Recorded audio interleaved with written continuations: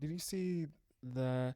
I think it was 4 days ago that the Seychelles candidate for the AU chairperson, they unveiled their candidate for the AU Yeah. chairperson. No, I didn't see that.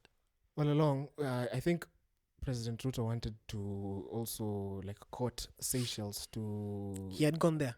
No, he had not gone there, but I'm Mm. sure because that was his aim. It was to help Raila to be able to get the AU chairperson job. Yeah. But I think That is the goal, basically. but it's kind of a sinister plan in a way because Well, right? from what I know is Raila is the one who wanted the job. Yeah, okay. So if he wanted the job, obviously, then It's an opportunity for him, right? To it's be able to so remove I him think, from the ballot. and I think 2027. people need to realize that the president is an opportunist. He's Because look at this. In 2022, when he was picking the running mate, right? Yeah. It took some time before he announced. Yeah. People actually thought he was going to take a woman running mate, just like Raila. Exactly. Because feminism and whatnot. Yeah. And women feel like Women they need equality. to be represented. Sure. Which is good. Yeah. And from what people were seeing from Raila's camp was these guys are more popular, the support of the women and whatnot. Yeah, which was a very big miscalculation on their part. Yeah, it was. But then this guy comes up with Gachagua. Yeah. Actually, the rumor. Okay, of course we're not dealing in rumors. Yeah. But the rumor was that Ndiki Kithure, the cabinet secretary of Interior, was the one who actually won the internal elections. Yeah, even me, that's what I had. I had something like that. Becoming the deputy president, but nani alileta shida, basically. Gachagua. Yes, and what I had, obviously this is all alleged. Allegedly was that Gachagua was feeling like disenfranchised. Yeah, exactly. And he's like, he had put in so much money. From all the rumors was he had put in a couple, like a huge chunk of money into the candidature of Ruto, and he felt he deserved that seat because of the amount of money he had invested in it. You get? Yeah. So he was looking for a return on his investment, and Kithure Kindiki was bringing a problem. Yeah. Like if he's getting it, then but I think he threatened to pull out his money. No, he didn't threaten to pull out his money. I don't know. I'm saying if maybe he threatened to pull out his support. And the thing, why Ruto picked him in the first place wasn't because he was his first choice. It was because he's a mobilizer. You understand? He's the kind of guy, like compared to Kithure Kindiki. Oh yeah. Kithure Kindiki is more mild mannered. He's more cool. He's chill. He's like a technocrat. Yeah, he's a technocrat. Yeah. Which actually the job actually suits him very well. Yeah. I feel like he's one of the performing cabinet secretaries in this country. Yeah, he's doing okay. Right? I don't know much about he's doing okay. Sure. Yeah. I think he's doing okay. He should. I think if he was doing well, then the banditry issue right now would at least would have subsided a lot. If I were to rate him, I would say he is one of the best performing. Out of the bunch in that country. He's doing a lot better. For sure. So the thing was that Rigathi Gachagua threatened to pull out and go to Azimio at that time. Oh, really? Yeah, and the thing is that Rigathi Gachagua, our deputy president, is a mobilizer. He's the kind of guy. He's actually one of the pioneers of turning people against Uhuru Kenyatta. Oh, really? Yeah. Uh-huh. But I don't think Kithure Kindiki could have done that. Understand? Yeah. Because as we already established, he's not that kind of guy who's out there, going out. Yeah. So was he the one running around during the Tanga Kilaweke stuff? Yeah. With Nani? With Ruto. Yeah. He was there, but he was not. Was he a prominent figure? He was not that prominent a figure. Okay. I can't say he was that prominent a figure, but he was there. Okay. Yeah, he had already expressed that he's of that other side. Okay. Understand? Okay. Yeah, because they felt like it's a debt that needs to be paid to the Kalenjin community. Yeah. So we were talking about succession. the AU AU seat.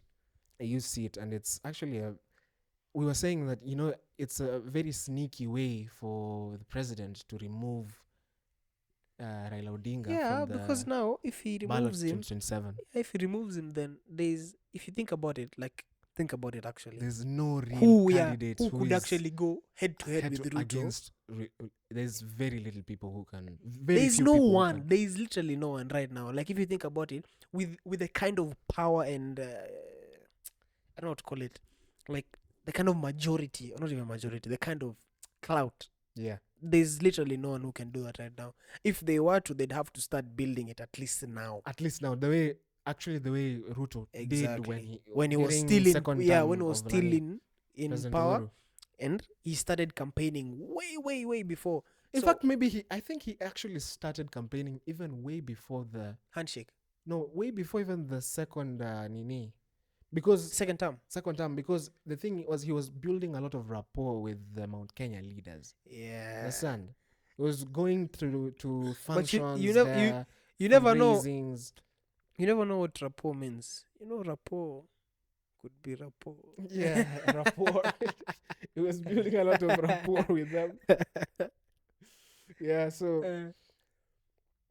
I think it's very interesting because you know, one of the things that the supporters of Raila Odinga are usually disillusioned with is the fact that he is usually so quick to grab any deal offered by the government. And I feel like that's also it's just happened true. Twice. Okay, at least in our lifetime. No, it's happened like thrice. Because I could say 2007 election. He claimed that he had won. You but you know that time what from the stories is, by Gioni, closing of the ballots or the polling stations, Raila had a huge majority. Yeah, like as people are going to sleep, he had a really big lead. Yeah.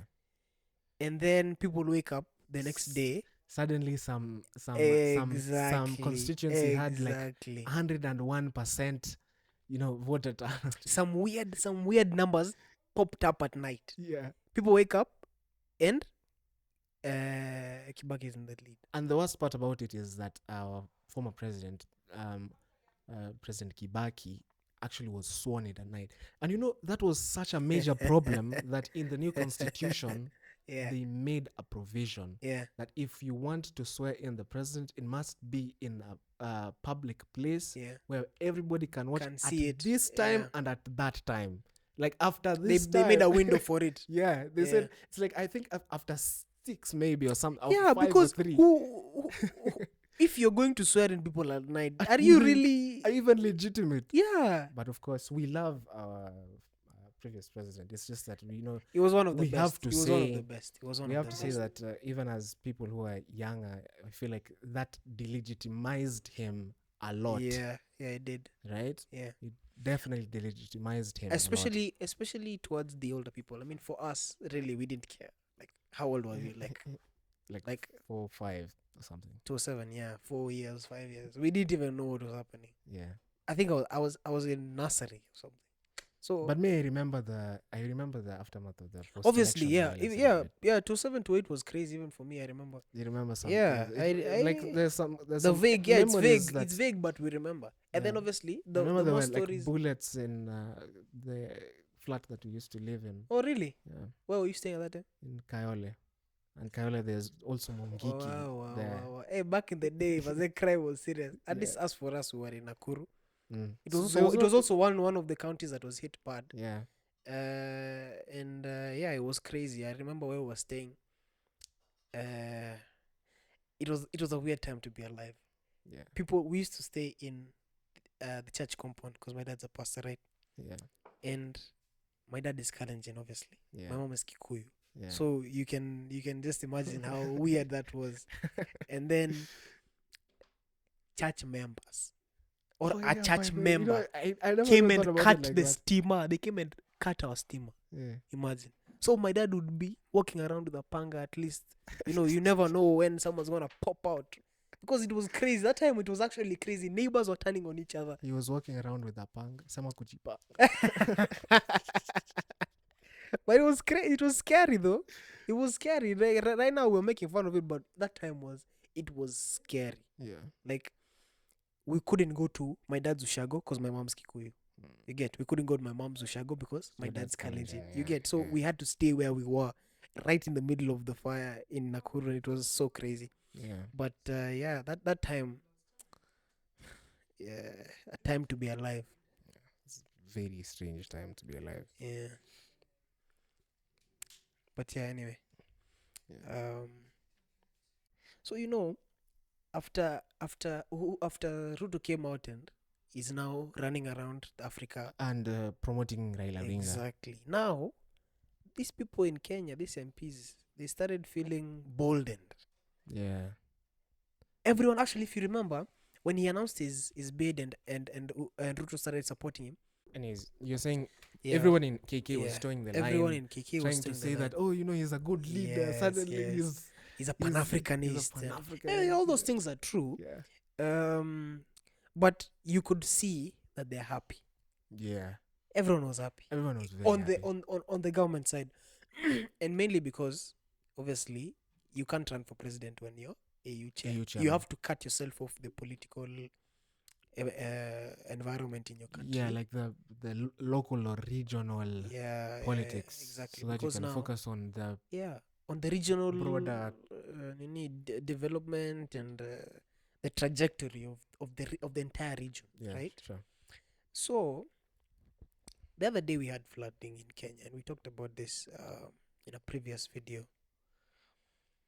And Raila was recorded as saying it was critical to the response that the government has been. It was like we have a government. Yeah. The driver doesn't know where the clutch is, where the steering wheel is, where the brake is. So we are in shambles. That's basically what I was saying. So after that, now guys came out from the shadows. Yeah. Senator Aaron Cheriot, Kimani Ichung'wah. Honorable Kimani Ichung'wah, yes. At some event, they said, if you're being looked for a job, you should toe the line. Why are you sasa mbono leta mambo mingi? Obviously they can't say it directly. They say sasa huyu mzee wenu sasa atuelewi mambo yake sasa. Anasaidiwa. People are saying, now why are you biting the hand that is feeding you? But and then after that, now guys from the opposition were like, just because you're helping us or you're helping Baba, you should not now want to shut him down. Because at the end of the day, and this is the main problem. That was extremely manipulative. This is the main problem. We could say that, as I was saying, people feel disillusioned with Raila Odinga.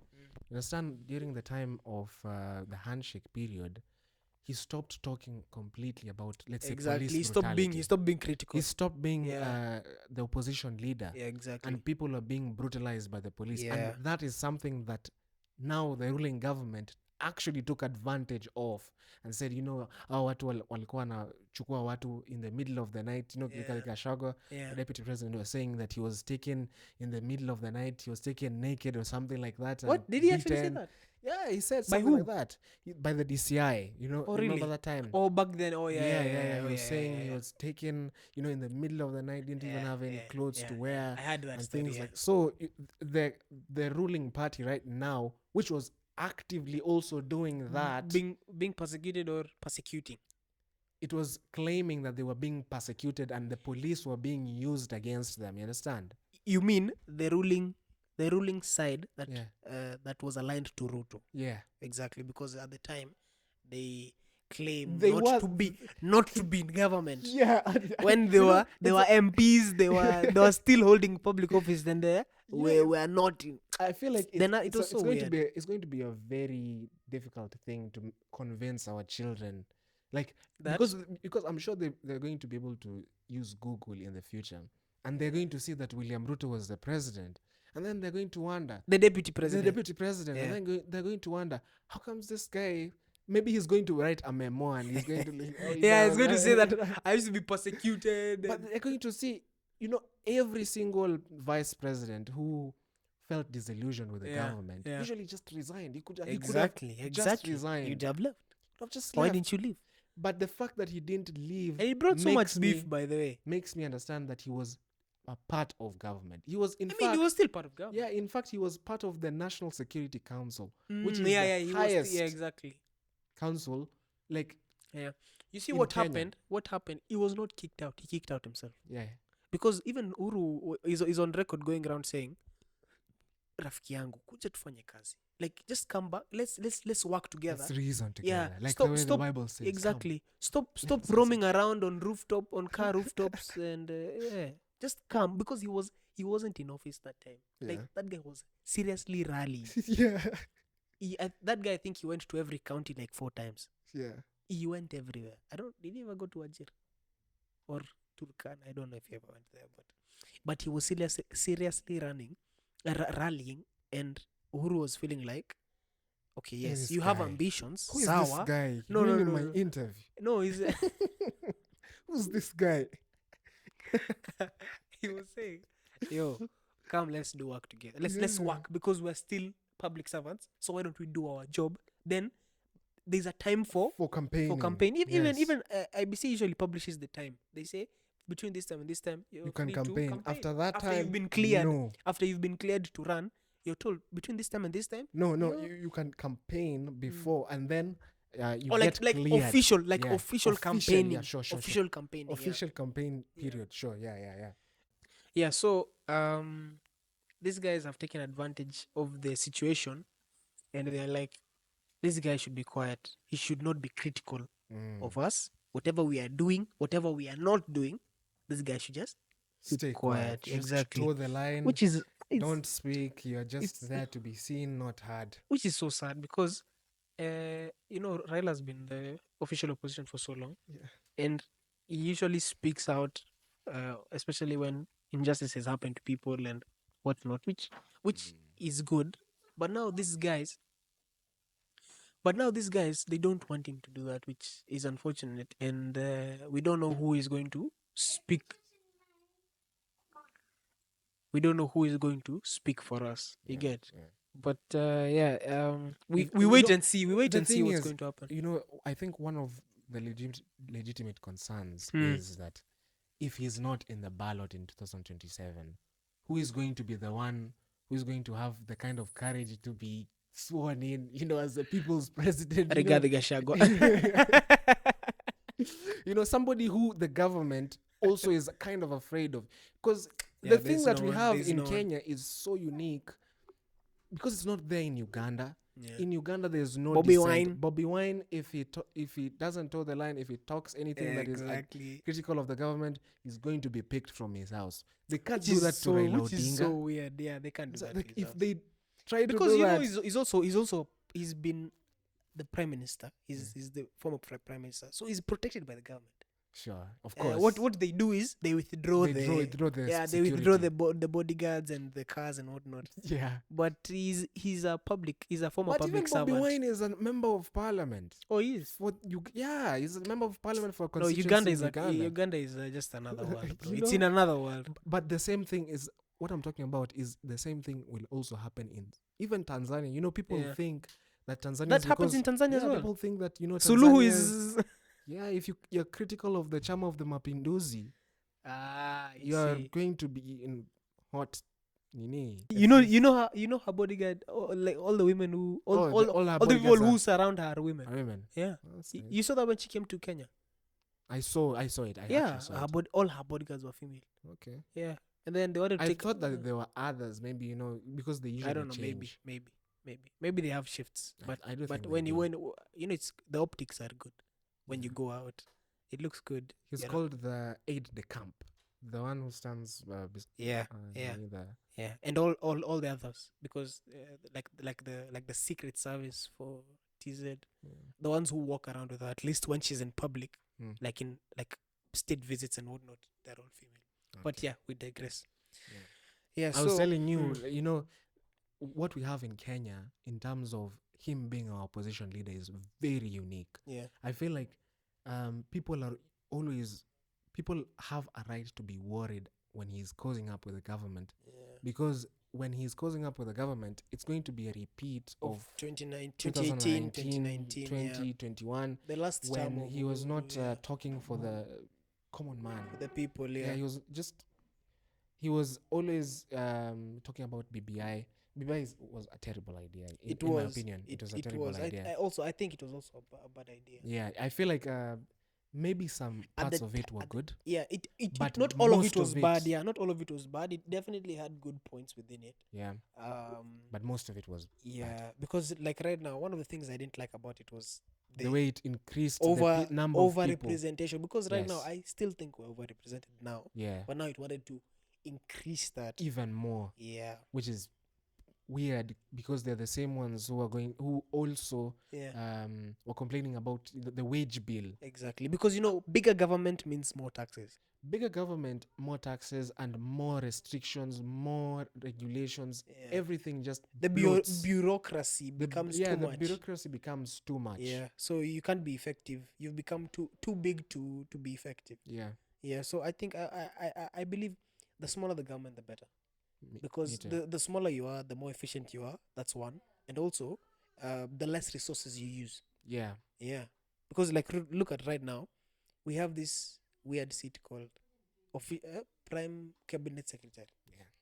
Which now they want to put it into law using the NADCO report. They want to put it into law. They want to put it into law. Even the seat of official opposition, they want to put it into law.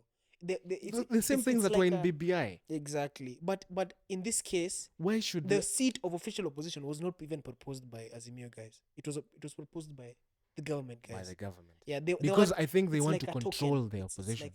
Here, at least you can take this one. Yeah, something like Plus, that. I think they also want to control the opposition, because the NADCO is just the new form of BBI basically. Yeah, it's the new form of BBI, and we don't want that. Yeah, right now nobody really wants. People just want food prices to decrease. Yeah. Oil prices to decrease. Do you even know what people want? People don't even want food to go down. People want corruption. Wages corruption to die. Sure. Because if corruption dies, the effect is everything will be efficient. Government processes will be efficient. Taxes will go down, right? Because you have enough money to operate. Yeah, so I was saying, I believe we have enough money as a country to run government, basically. There was this report by, I think it was Reuters. Is it? What's the? Yeah, it is Reuters. Yeah, that came out a couple of years ago during Uhuru's time in government. That said, we lose a third of our annual budget to corruption. Like African countries? No, Kenya. Specifically Kenya. It was saying, yeah. Let me just get it. When was it? It was a couple of years ago. 2016. Third of Kenyan budget lost to corruption, anti-graft chief. Exactly. So, ethics and anti-corruption chairman Philip Kinisu speaks during an interview with Reuters inside his office in Kenya's capital, Nairobi. And he said that we have a lot of money being lost to corruption. Actually, the equivalent of about $6 billion at the time, 2016. At the time, yeah. So now, so probably it's even more. It is a lot. It is definitely more than that. So look at it. If the corruption was less than 5% of the annual budget, because we know corruption can never die or end. If corruption was reasonable, then the government wouldn't need to overtax us to get the revenue that it claims it wants to. Yeah, because now if you most of the things that are making the cost of living to go up is just taxes. Yeah, it's just taxes. So if the government killed corruption, which obviously they have proven that they can't, especially this government can't kill corruption or bring a slowdown, a significant slowdown to corruption, then our problems of costs of living and things going up every day and increase of taxes is not gonna end. Because from the sentiments of government is we don't pay enough taxes. That is what they're saying. Ruto the other day was saying by the time he ends his term, he wants the tax as a percentage of GDP to be 22%. That only means that he is going to continue adding taxes year on year until he achieves his perceived goal. I think one of the problems that the government, one of the questions that were asked last year when during the much contested finance bill 2023, 2024 was. By the way, before you go, sorry for interrupting you. We are going to. I know we did this in a previous video, but we lost some of that footage. We want you guys to go out, write an email to the Parliament. Yeah, to Parliament, to the Committee of Finance and National Planning. Send your views on the Finance Bill 2024 because the more the merrier. At least we'll have our voices heard. But yeah, so we'll link their email in the description. So please share your views. Send your memoranda to Parliament. The more the merrier. When we are tukishikana, we can actually make a difference. But yeah, go on. Yeah, one of the things that one of the points that were raised by so many people is that the government is increasingly focusing on revenue collection instead of expenditure. Exactly. Right? Exactly. Expenditure is which is crazy. Is the thing that is actually the most important thing when we're looking at taxes. Exactly. It's like, okay, even if we collect 20 billion and yet the government is still so extravagant, you have to go for trips every single day, every single week you're out of this country. Yeah. We can collect as much money as you want, but it's never going to be enough. It's never going to be enough. It can never be enough if we are not going to focus on expenditure. Yeah. If we're going to do revenue collection, that's fine. Yeah. But we also want some accountability when it comes to expenditure. I think that's all Kenyans want. Yeah. I feel like most Kenyans aren't even opposed to paying more taxes. They aren't. No, Kenyans are not opposed to paying more taxes. Kenyans are opposed to paying more taxes, but the services that you're supposed to be getting out of those taxes are nowhere to be seen. They're not even improving. Yeah. In fact, one could argue they're getting even worse. They're getting worse. Look at if you've gone to town. What's another passport? If you've gone to town recently, even a few days ago, it rained. We had floods kidogo juzi kidogo, sindio? Yeah. Hii intersection ya EACC hapo Integrity Center, that junction, it was recarpeted just before it started raining. Go and pass there right now. Ask anyone who's passed that road right now. It is so bad. You're wondering, okay, these guys recarpeted this area. What did they do? Did they put sand on top of it? What happened? It's already gone. You get? Actually, the best road is ilikuwa Mbagathi way. The one that is now called exactly. Raila Odinga. Yeah, the concrete. Way, concrete. Yeah. Why? I've always wondered, that road, since I came to Nairobi, is still like that, especially the parts where it's concrete. Yeah. There are some parts where there is tarmac, which sometimes it gets bad. Yeah. But the parts where it's concrete, it's always been like that. It's always been like that. Yeah, no one has ever fixed it, at least to the best of my knowledge. I've never seen anyone fix it. So Same. Why wouldn't they just make all the roads concrete? Sure, I feel like that's what they should do. Yeah, but you know what I realized? If they made it concrete, then who will get the tenders? Who will get the tenders? Yeah, to fix those roads. No one will get those tenders because look, since I came to Nairobi in 2009, how many years is that? More than 10 years. Almost 16 years. 15 years ago. Yeah. 15 straight years. And even before I came to Nairobi, it was already there. Yeah. 15 straight years, no one has fixed it. That's a loss of money, Maze. Me, if I was an entrepreneur, Maze, I'd be bankrupt. Yeah. Exactly. Because, you want to keep them coming, like the way Adobe keeps us coming with their subscriptions. They have to keep every few months, contractor, we need to carpet this road. That's money. Look, what you're talking about, there was a post here that was detailing the breakdown of the deputy president's budget for 2024-2025. 600 million Karen residence renovation. Yes. 460 million Harambee Annex Office renovation. Yeah. 250 million fight against drug abuse. Okay. 250 million. What does that even mean? I don't know. You ask him. 250 million. Is it going to be the one who's going to... I don't know. Maybe to wear it's a cape. Initiatives that are fighting against. He's going to wear a cape. Whatever, man. 250 million purchasing medals and insignias. Like for? Did you hear what I said? 250 million. Medals. That's quarter of $1 billion Kenya shillings. Oh my goodness. 100 million motor vehicle upgrade. It's even more than the cars they are buying. Just imagine you're spending 250 million on. Okay, which this guy is he the guy in charge of sports? It's I don't know. Is he CS for sports? Is he buying? I feel like the insignia. Is he sponsoring FK? Kenya FKF? No. Where are these medals going to? Which medals? Are they made of pure gold? He's not the one who is even supposed to give people. It's the president. Like the medals of. Okay. The ones that the president gives medals every cost year. 250 million. Are they made of 24 karat gold, bro? I don't even know. That's... check it. Other expenses. This is crazy. There's 800 million confidential expenditure. 800 million confidential. Yeah, it's... So that one is not even like... They don't even shouldn't even ask about they that. Are not gonna... It's not detailed. Other expenses. 91 million on accommodation. 56 million on traveling allowance. 87 million ICT equipment, 37 million office furniture, 17 million entertainment allowance. Well, how much? 17 million.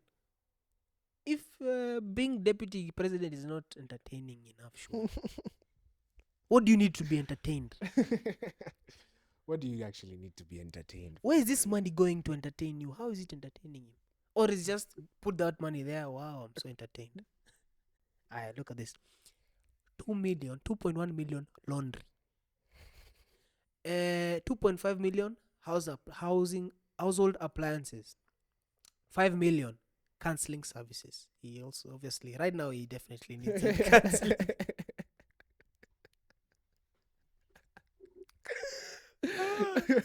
And then 10 million internet. One could argue he needed it way before.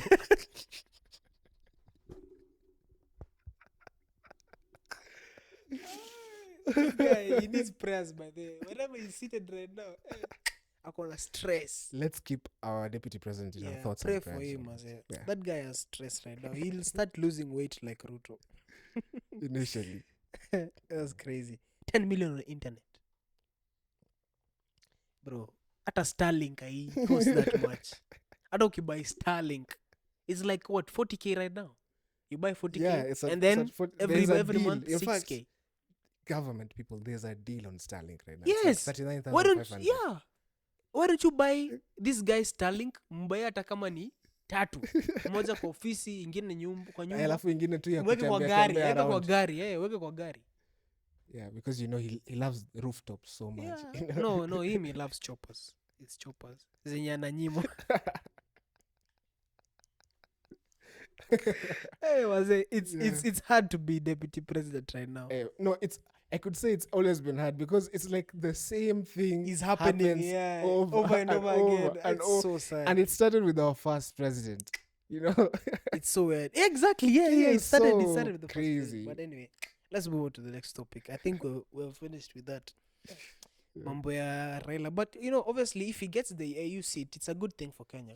It's a good thing for Kenya, and for maybe I would say it's just like for closure for people, because people are like, he should get something. Yeah, so, at least he should get something. Yeah, and then it'll console them that AU is bigger than Kenya, so big dog. Yeah, they'll feel nice at least.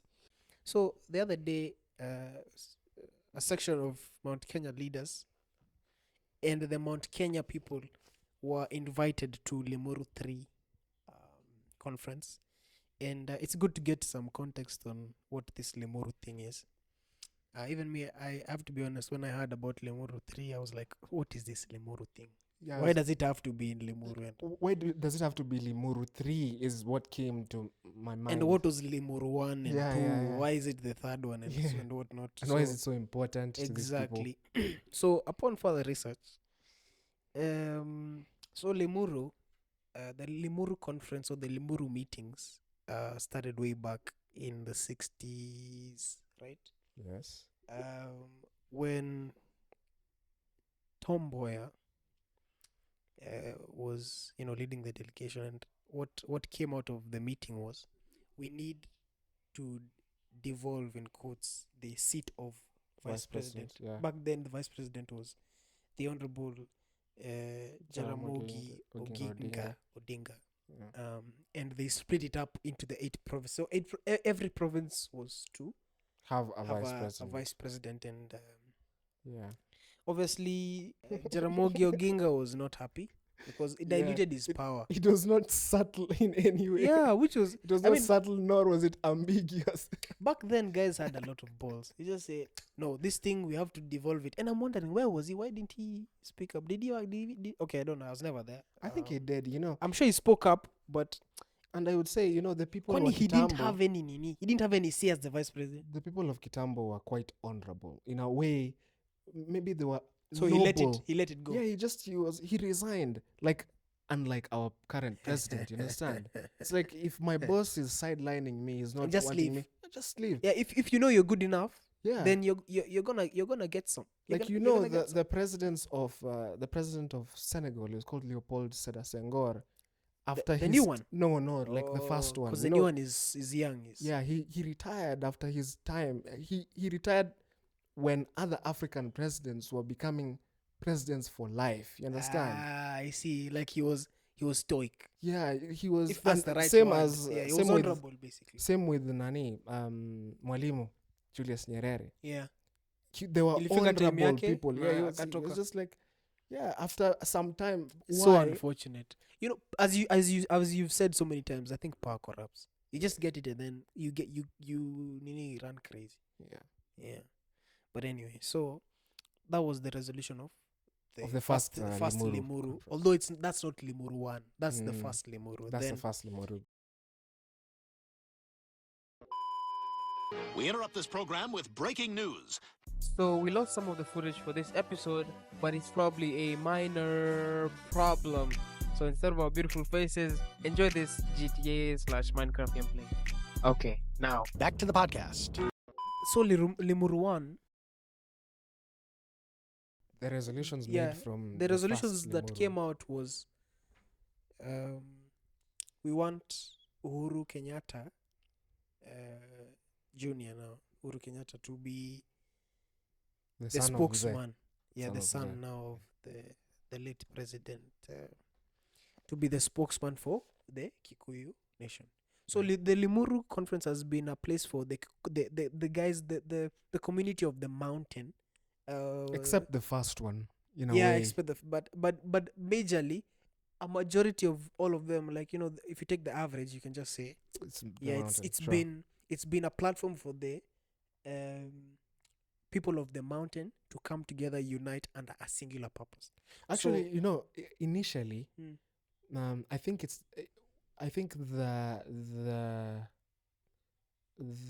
how we think of it, that it's for the central, is because of the later times. But initially, so as I told you, I think we had this conversation earlier, that the Kikuyu and the Luo tribes were the major tribes at that time. So the first Limuru was actually for Kanu, and Kanu was dominated by the Luo and the Kikuyu.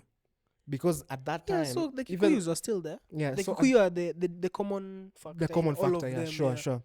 Because the concept of say Kalenjin or the United Luya is a concept that only started in the 70s. Yeah. So back then, even right now, in a way, if you look at it, but let's say the Kikuyu, they're not united completely. Yeah, they're not united completely. So because the Luya, there's the Tiriki, the Maragoli, Wanga, whatever. The Kalenjin, there's also the Keio, Tugen, Kipsigis, Nandi, whatever. But you see the Luo... But mainly we are together. Yeah, you're together. Yeah. But as in, what I'm saying is, at that time, since you are not together then, the tribes of the Kikuyu and the Luo are still seen as the big dogs, the big basically. Guys, yeah. Yeah, so I think the tribe to rival Kanu was Kadu. That one was now the party that had minority people from minority tribes. They had banded together. Yeah. So so the first Limuru 1. The resolution, Uhuru Kenyatta to be the spokesman. Yeah. Oh wait, and also to support the constitution. So support the constitution And then Uhuru Kenyatta to be the spokesman. Yeah, so Skates. yeah, so Limuru 2, the resolutions were ICC or not, because at that time Uhuru and Ruto were being investigated by the ICC. So they said, ICC or not, we want to front Uhuru as the candidate to succeed Mwai Kibaki. Yeah. So there was this comment that Akikuyu should succeed Akikuyu. Oh yeah. So that was Limuru 2. So now coming now to Limuru 3, it was organized by some members from the mountain, political leaders from the mountain, but those aligned to the opposition. Yeah, because there was this guy, Moses Kuria, who he was saying he was going to be there, and then at the last moment he kind of just what happened was he said he was probably threatened. No, he actually said in Citizen that I was told not to go. I was told to stay off. Oh, he said that? Yeah, he said it because the guys were like, this is with Wahiga Mwaura, or was it Trevor Mbeja? What? It was Sam. It was Sam. Sam Gituku. Yeah, Sam okay, Gituku. Sure. It was an evening. It was an evening show. So he said I was to go, but now I've been told to stay off. And then he also said that he knows that there's someone who was funding. Yes. Who he said the person gave like 10 million. 10 million. Yes. Obviously, he was alluding to it being Uhuru Kenyatta. Really? Yes. I felt like it was Rigathi Gachagua. No. He was because Rigathi Gachagua was against it. Rigathi Gachagua was always against the 1 man, 1 shilling, 1 vote. No, he was against Limuru 3. Oh, he was. Yeah, but that's the thing I'm saying. But he was against Limuru 3, but he was pro 1 man, 1 shilling, 1 vote. That's from the very beginning. After Limuru 3, like him saying it with his mouth was after Limuru 3 has happened, and he's feeling like he's being in the beginning of last week I think it was on Monday. But Limuru 3 was before that. No, Limuru 3 happened like was this weekend. 3 days ago. Yeah. It was this weekend. He said it like last week on Monday. Okay. Yeah, and then after that he went radio silent. Oh yeah, exactly. Yeah. So but before he said that, he was against Limuru 3. Yeah, he was against Limuru 3. Yes, he was against it. So we'll talk about him going incognito, but before that, so Limuru 3 came up with these resolutions. 1, Uhuru Kenyatta to be the spokesman again.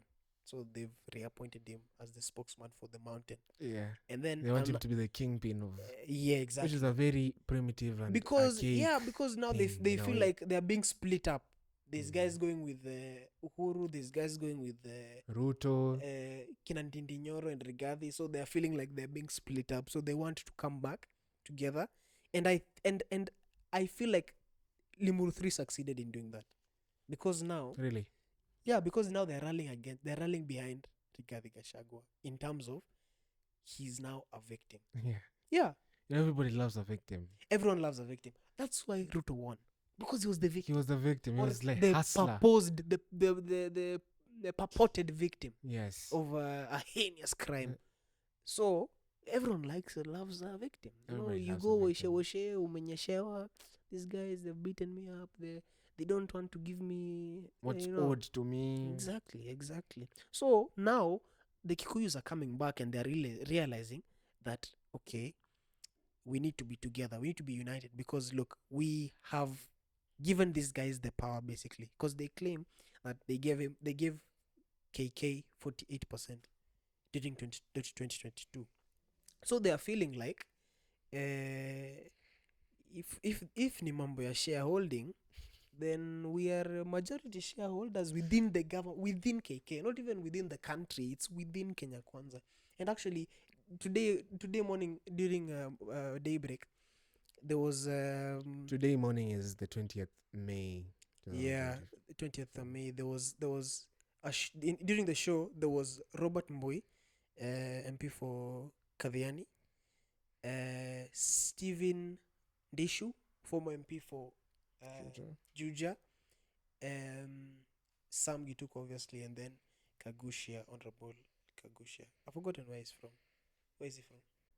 Honorable John Philip Kagushia is the member of parliament for Mukurweini constituency. Exactly, from Mukurweini. So he's in Nyeri. Yeah, he's from Nyeri, exactly. Yeah. So Robert Mbui was saying, you remember when Rigathi Gachagua was talking about shares? Yes. The first time he started talking about shareholding. Yeah. He got a lot of backlash for exactly, that, but he said, Robert Mbui was saying that he believes that comment was not aimed towards guys outside the government. It was towards guys within the government. Oh, that's an interesting. Yeah, I found that it was like an interesting take. He was saying, because now we gave you 48% for you to win. Out of all the votes you got, ours were 48%. Yeah. So we deserve to have a big chunk of like the seats, the CSS, PSS, the parastatal heads and whatnot. That's what he says he was alluding to, right? I mean, obviously later on it came out.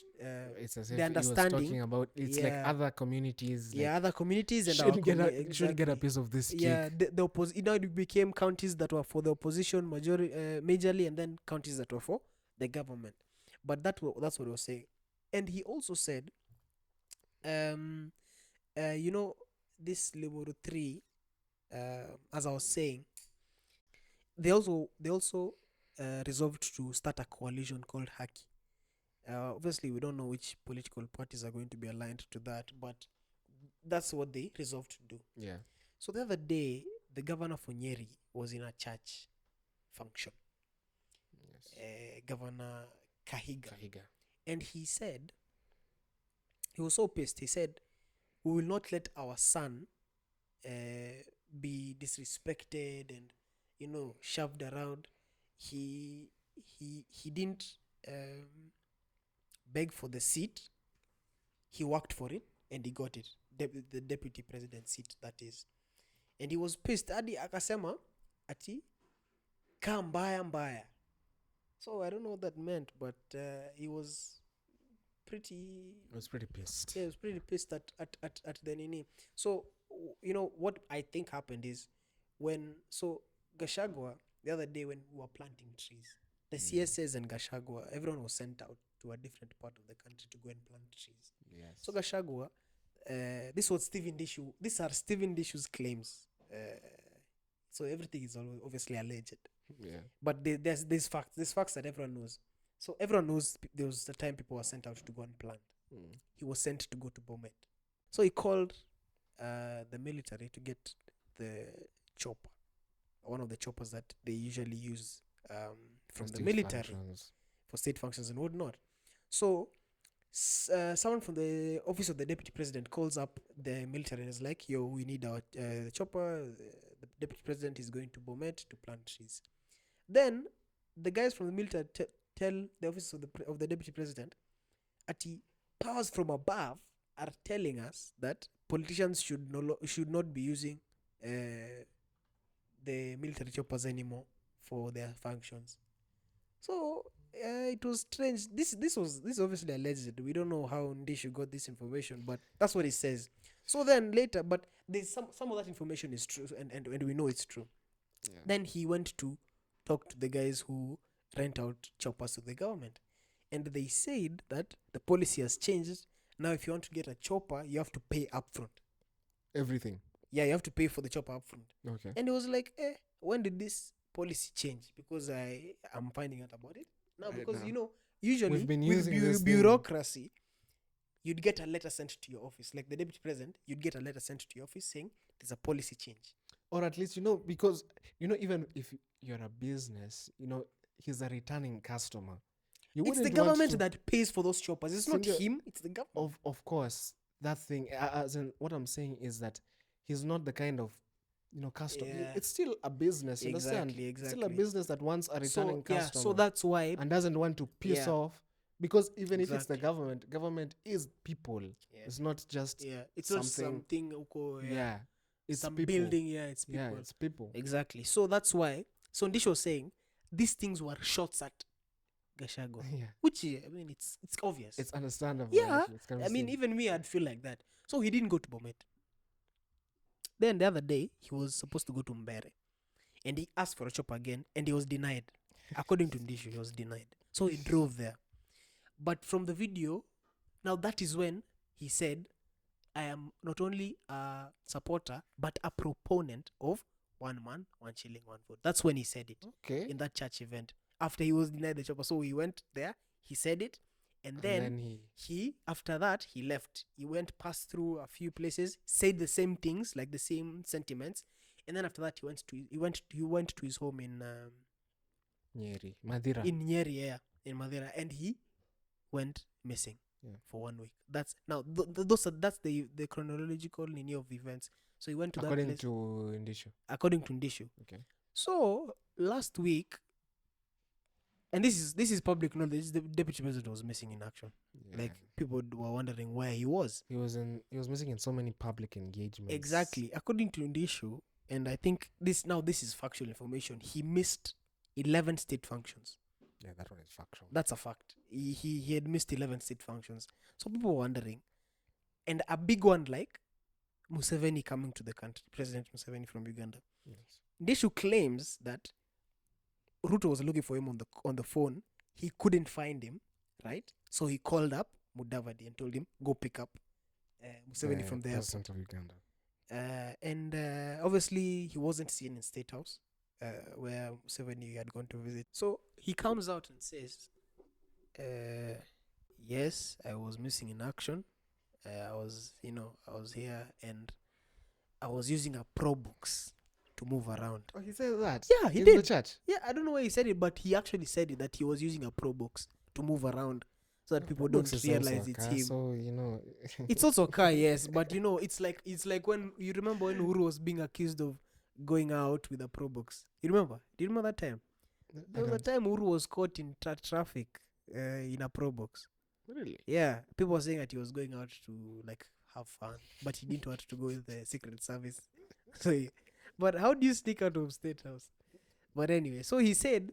So I think what Mount Kenya wanajua, it's a pro box. That's hiyo ndio substitute. Yeah, VX. Amani TX. Okay, if you're feeling disenfranchised, it's the go-to car. I saw those guys. The Nini for Haki should be a pro box. The logo should be a pro box. So obviously, this guy comes out and it is clear that he is pissed. Because he came out to send off Ruto in his state visit to the United States. That's when he came out of hiding. So obviously he's feeling disenfranchised, and the MPs allied to him and close to him are obviously saying the same things, that there's something happening. The bromance is over. Exactly. Just like it was. But it's so fast. 2 years. It's about 2 years, and now. But in a way, breaking up. Surely. In a way, they never had. President Ruto and Deputy Gachagua never had any. It wasn't that tight. Because you know what helped our president right now Uhuru and Ruto. Uhuru Ruto.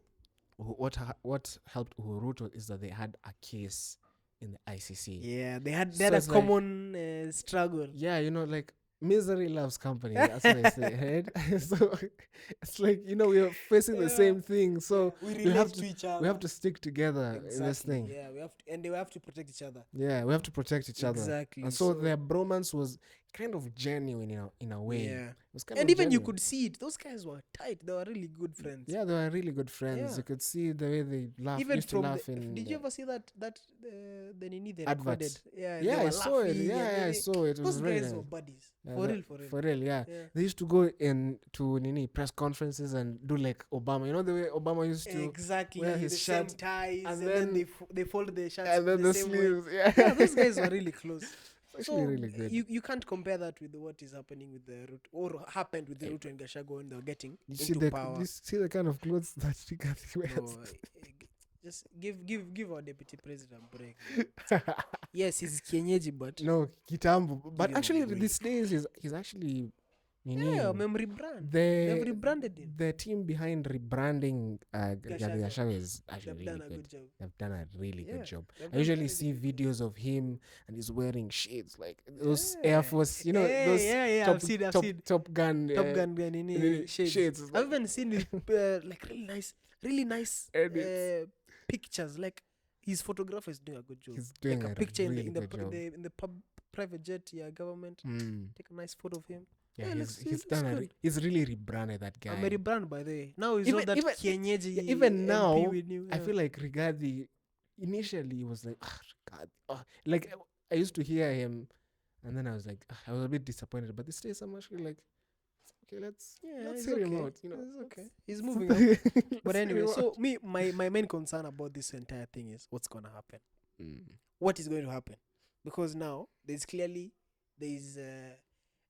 trouble in paradise, as some would say, and it puts some people in a dilemma, like Kimani Ichung'wah and others who are from the mountain, because now, do you stay loyal to your boss, your party leader, or do you stay loyal to your countryman, like the guy from your hood? Like, they say blood is thicker than water. So will it be thicker at that time? Will the leaders who are need to Ruto, loyal to Ruto, support their countryman, their tribesman, Because even today during that show, this guy Kagushia MP, the guy the MP, he was being asked, what is the problem? What's going on? And he's still there trying to defend Ruto, and I'm like, bro, aren't you like from Nyeri? The county of the deputy president himself. It's bad to think that everyone should follow tribal lines. It's bad to think that, but we're trying to break that, obviously, as a country. But that's how it's always been. That's how it has been. And for those people, especially for those people up there, for us, they are the newer generation. These Gen Z guys, we really don't care about tribe. We're not really aligned towards tribes. Because most of us don't know how to speak our mother tongues, but and we've been raised in city. In the suburbs. In a way, we can say we are the success of the Kenyan project. In a way. Well, is it success because most of us lack identity? But that's a story for another day. But so what's going to happen? Because these guys, originally or usually, they should align themselves with their tribesmen. But they're now in a real dilemma. Guys like Kimani Ichung'wah, like Kagushia, what are they going to do?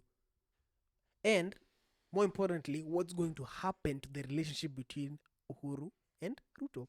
Because Gachagua has been told to be a woman by 2027. Ruto went to that meeting with women and said, if it's time to think of a vice president. No, he said, if in this party, if the candidate is a man for governor as president, then the deputy should be a woman. So Rigathi has now 3 years to become a woman. What is he going to do? It's clear that he's not going to be there. Is it she, her pronouns? Them. Maybe he should change his He should just change his pronouns. That would be smart. Just say me, I'm they, them. I'm non-binary. Which is like... No, not non-binary. He should just say he's a he, she. She's a she, her. Just say, because these days you can just change your pronouns and you don't have to do any work on your body. I think that would be the smartest move to do. Legalize. But he can't do that. That guy is old school. He'd probably be needed by those tribal elders. Those, of course. Agikuyu, what are they called? Yeah, the Gikuyu elders. They'll probably disown him. Did you see what happened to Branchira's house after they left? No, I wasn't even interested in that because I felt like they didn't. There's people that you just accord them the decency of death. And if you've died, just leave that person just die. alone. Just die. I feel like Sasa, these guys made Branchira's burial a big thing, a spectacle. So many people went there, and from the stories, people were so nasty. Guys on guys, girls on girls, like gay people were everywhere there, and they were explicit. and people were pissed. Wenda juu ushago na wanapeleka vitu kama hizo surely. So the Gikuyu elders went to that home to cleanse it. I swear there was a cleansing ritual. Yeah, they went there, they were spitting and praying over that house and that area because they felt like those things bring curses. You get? So, we need to see what's going to happen. But there's definitely trouble in paradise. Yeah, the bromance is kind of dead. The bromance was kind of even never there in the first place. Yeah, I think that's it. Yeah. Thanks for watching, guys. We'll see you in the next one. Cheers.